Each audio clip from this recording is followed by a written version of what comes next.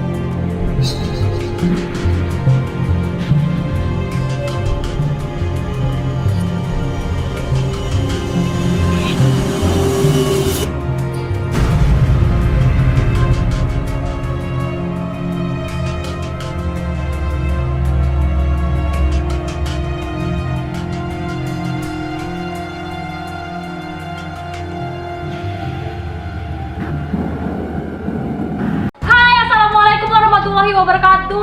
Jadi hari ini sesuai judulnya aku akan bahas tentang primadoninya malam khas Indonesia. Siapa lagi kalau bukan si apalah, tahu lah kalian tadi kalau nengok dari judulnya udah tahu lah itu siapa ya.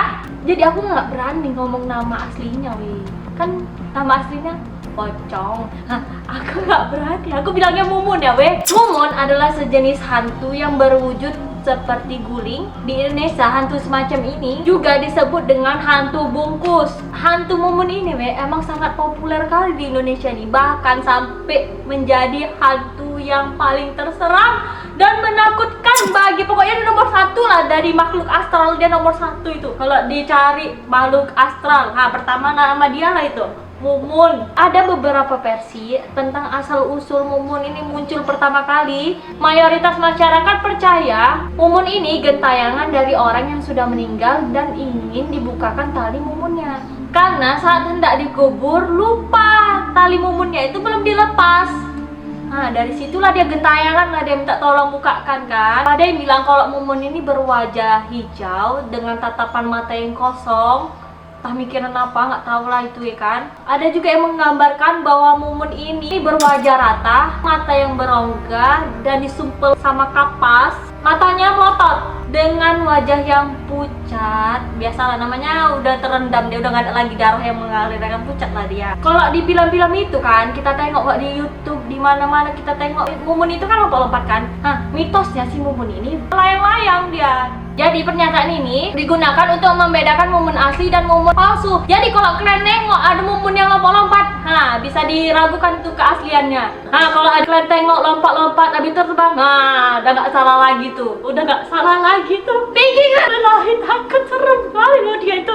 Jadi penggambaran Mumun ini mengikuti tradisi Muslim. Kalau orang Muslim itu kalau dikuburkan dibalut sama kain kafan kan. Tapi yang beragama lain juga mempercayai eksistensi hantu ini. Ada beberapa versi tentang penggambaran Mumun ini dari kepercayaan masyarakat. Salah satunya yaitu Mumun plastik. Mumun plastik ini sempat menggegerkan warga Jakarta. Jadi ceritanya itu si Mumun ini dulu seorang wanita yang hamil terus dibunuh sama pacarnya. Tega kali pacarnya dibunuh kan. Nah setelah diotopsi dibawa ke rumah sakit, mayatnya ini terus mengeluarkan darah. Jadi pihak rumah sakit membungkusnya lah pakai plastik dan gak keluar lah darahnya itu kan. Jadi si Mumun ini nggak terima kan. Jadi dia gentayangan lah dia katanya minta dibukakan ikatan plastiknya itu.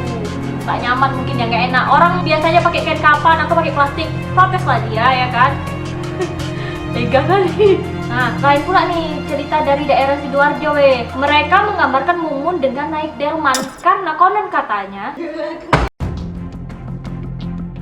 Mereka menyebutnya sebagai Andong Mumun. Jadi Andong Mumun ini sempat menggegerkan mereka pada tahun 2007 sampai 2008. Hantu Mumun ini menggegerkan warga dengan suara geberincingan khas delman itu dan mengganggu setiap malam. Jadi dia naik delman, dihidupkan gerincing-gerincingnya itu malam-malam biar takut warga itu. Kan jahat kayak gitu ya kan. Si hantu Mumun ini katanya suka juga ngetuk-ngetuk pintu rumah warga pada malam hari. Mau bertamu dia malam-malam.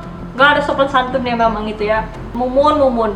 Jadi asal usul si Mumun ini dari seorang pasutri yang tidak direstui oleh orang tuanya, terus mengalami kecelakaan saat naik delman. Ada pula yang mempercayai bahwa si Mumun ini adalah perwujudan dari makhluk gaib, makhluk astral. Ada beberapa hal mengenai Mumun nih yang perlu diketahui. Siapa tahu kalian yang mau PDKT-an sama si Mumun bisa jadi nggak perlu mendekat sama dia. Aku kasih tahu aja hal-hal apa saja mengenai si Mumun ya. Yang pertama, perwujudan dari makhluk halus, tetapi bukan dari orang yang sudah meninggal. Nah, jadi kalian kalau misalnya jumpa sama Mumun ini jangan disapa ya. Nanti pula itu kayaknya wah itu yang dulu meninggal, aku sapa lah dia, wah gitu, jangan.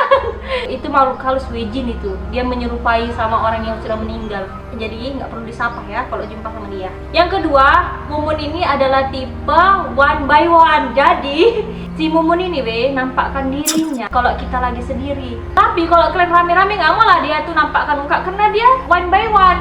Satu lawan satu. Kalau mau jumpa dia satu lah, jangan rame-rame. Dia nggak berani. Kalau udah rame-rame dia pergi dia nggak berani, dia satu lawan satu kalau kalian lagi sendiri Makanya banyak kan orang yang kalau jumpa Mumun itu sendiri kan, karena Mumun itu kayak gitu, dia satu lawan satu, nggak berani dia rame-rame. Yang ketiga, berbau busuk dan suka menipumu dari belakang, terkadang mau juga meludah.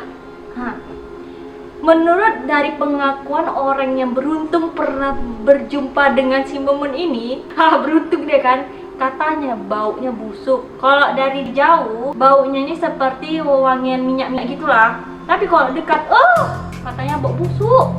Dia juga suka menipu kita dari belakang dengan aroma mulutnya itu yang bau tidak sedap, yang seperti orang bangun pagi-pagi orang bangun pagi itu kan ludahnya busuk ya kan, bau kayak gitulah. Dari belakang napas ada, dia gini mungkin dari belakang kita.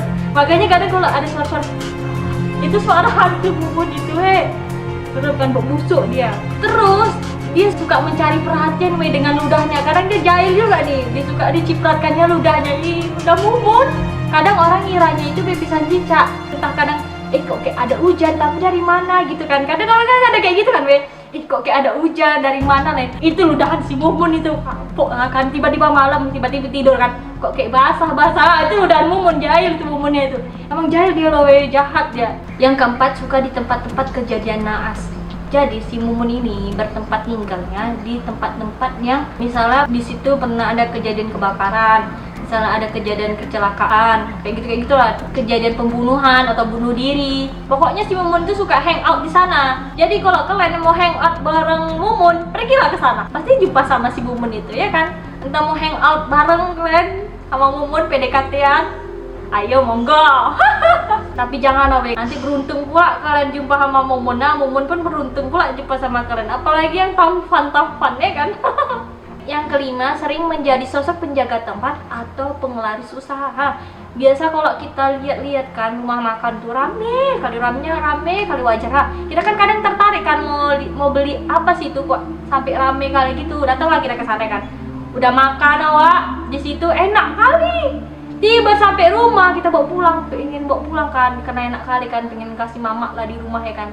Udah sampai dibawa ke rumah makanannya nggak enak, nggak ada rasanya, anyep. Itu mungkin salah satu dari penglaris si Mumun tadi. Jadi mereka menggunakan jasa si Mumun ini sebagai penglarisnya. Jadi beruntung lah buat kalian yang nggak pernah ikut-ikut ada rame datang ke sana. Nah beruntung lah, berarti kalian nggak kemakan sama dijampinya si Mumun ini. Entah kalian makan air liurnya si Mumun, entah pipisannya si Mumun, entah jempolnya si Mumun. Di dalam kuah bakso misalnya, enak, udah lemak kali itu kuah baksonya tadi. Bahaya juga tuh, udah jempol yang hitam ya kan. Yang keenam, identik dengan tempat sunyi, lembab, lebat, terutama pohon pisang. Emang weh, konon katanya si Mumun ini suka bertempat tinggal di daerah yang kayak gitu. Emang gak asik kali selera humor si Mumun ini weh, sukanya sendiri, ya kan? Tapi sekali menghumor dia weh, ngeludah. Bahaya lah pokoknya dah. Udahlah, sudahlah, biarkan dia sendiri. Mungkin dia butuh waktu me time, ya kan? Gak mau dia diganggu. Menurut kalian weh, apa Mumun ini termasuk hantu yang introvert? Nah, komen di bawah ya. Yang ketujuh, hobi mengetuk pintu rumah dengan kepalanya. Nah, kalian tahu sendiri kan, kalau si Mumun ini kan tangannya dibungkuk. Jadi kayak mana cara dia mengetuk pintu? Pakai tangannya. Jadi pakai kepalanya dia. Jadi kalau misalnya kalian di rumah atau di apartemen atau dimanapun atau di kosan, dimanapun, kalau misalnya ada yang ngetuk pintu tapi suaranya gede bum bum bum gitu, nah itu hati-hatilah. Kadang mau tuh si Mumun itu yang ngetuk pintu, ya kan? Kalau orang yang ngetuk pintu kan punya tok tok tok tok. Kalau ketukan dengan kepala kan beda bunyinya, bum bum. Nah, hati-hatilah kalian. Yang ke-8, jangan menatap matanya. Nah, kalau kita kan biasa kok tatap-tatapan itu jatuh cinta, ya kan, dari mata turun ke hati. Kalau si Mumun ini weh, katanya beda weh. Kalau kita natap matanya itu bisa terpaku gitu, nggak bisa bergerak. Entah karena itu kekuatan mistis dia, entah karena kita emang biasalah kok dia tatap kan takut kita weh, nggak bisa berbuat apa-apa lagi. Mungkin tertatap nggak bisa bergerak gitu kan, mungkin kayak gitu weh. Pokoknya janganlah sekali-sekali kalian salting sama si Mumun ini, bahaya, terpaku gitu. Mending kita tatap-tatapan sama gebetan atau sama siapa gitu, sama yang manis-manis, segar kita lihat kan. Tapi jangan sampai ke gap juga, bahaya juga, ya kan. Yang ke-9, cuma bisa melompat, jangan salah. Kayak ini ada lagunya nih. Melompat-lompat jalan Mumunku, ikatan bergerak selalu ku kejar-kejar sampai aku dapat, tak tertangkap. Hei karena, siapa yang pernah dengar lagu ini kasih tahu aku ya. Lagu apa aku nggak tahu juga nih, katanya versi gelapnya. Tapi no, nah kayak yang aku bilang tadi kan ya, kalau si Mumun ini dia aslinya tuh melayang-layang, bukan melompat-lompat. Jadi kalau kalian merasa dikejar Mumun ini, jangan kalian kira dia cuma melompat-lompat, dia nggak bisa ngejar kalian. Nah, tiba-tiba kalian tengok belakang, nggak ada dia di depan kalian, dia melayang dia ke depan. Itulah tadi hal-hal mengenai si Mumun. Nah, ini aku ada juga beberapa rangkuman apa-apa saja tanda-tanda kalau si Mumun ini datang. Nah, penasaran nggak kalian sama tanda-tanda kalau dia ini datang, si Mumun tadi? Penasaran aja lah ya, biar aku kasih tahu nih, akan dia panjang durasi. Pertama, kalau si Mumun itu datang ada anjing menggonggong. Konon dipercaya anjing ini dapat melihat makhluk gaib, terutama si Mumun weh. Kemungkinan si anjing ini menggonggong ada dua weh, kalau nggak si maling. Nah, si Mumun lah itu. Kalian waspada lah kalau ada anjing itu menggonggong malam-malam, keluar kalian. Mana tahu itu si maling kan? Tapi kalau ke gap pula kalian sama si Mumun, tiba-tiba masuk aja ke dalam, paling cuma menampakkan, ini aku Mumun loh, katanya gitu. Yang kedua, tanda-tandanya muncul lah tiba-tiba bau nggak sedap. Kalau kayak aku bilang tadi, si Mumun ini kan baunya nggak sedap. Kok tiba-tiba jika ada mencium bau amis, busuk, bau apel, itu siapa tahu kan belum mandi. Tapi bohong, itu si Mumun itu. Hati-hati kok misalnya tiba-tiba kalian duduk-duduk sendiri, ada bau-bau yang nggak enak, bau apel kayak gitu, bau amis. Hati-hatilah kalian. Jangan langsung lari weh, dia tahu tuh kalau kalian mau lari. Pura-pura aja nggak takut kita weh, kita pergi pelan-pelan, kayak santai-santai aja kok udah cium-cium kayak gitu. Nah, tanda-tanda yang ketiga ini, bisa benda-benda di sekitar kita bergerak dengan secara misterius. Nah, hati-hatilah itu. Siapa tahu tuh angin, siapa tahu itu Mumun, ya kan? Jadi itulah tadi tanda-tandanya. Si Mumun itu datang, ada benda bergerak secara misterius. Nah, jatuh lah, tumpahlah air minum. Tanda-tanda yang keempat, angin aneh berhembus secara tiba-tiba. Jadi weh, si Mumun ini kalau datang itu ada angin, anginnya tuh beda dia dari angin-angin sepoi-sepoi biasanya, beda dia. Katanya anginnya tuh kayak berbau-bau mistis. Tanda-tanda yang kelima, ada perasaan aneh tiba-tiba dalam diri kita nih. Nah, konon katanya Mumun ini dapat menyerap energi positif dari dalam tubuh kita weh. Jika Mumun ini hadir, maka suasana lingkungan dan hati kita ini akan gelisah. Jadi kalau kalian ngerasa gelisah tiba-tiba, segeralah kalian cari kawan weh. Nah, jadi itulah tadi tanda-tanda si Mumun datang. Asal-usulnya si Mumun tadi, sama hal-hal apa saja yang perlu kita ketahui tentang si Mumun, itulah tadi dia weh. Buat kalian, ada yang pernah jumpa si Mumun ini, kasih tahu sama aku, komen di bawah. Entah mana tahu kalian ada merasakan tanda-tanda hal yang sama kayak aku bilang tadi, komen weh di bawah. Aku pengen tahu kayak mana cerita kalian. Kalau kalian suka sama video aku yang ini, boleh kalian like weh. Kalau kalian merasa cocok sama channel aku, boleh di subscribe. Nah, sampai situ aja. Terima kasih sudah nonton aku sampai habis. See you next time, see you next video. Dadah weh.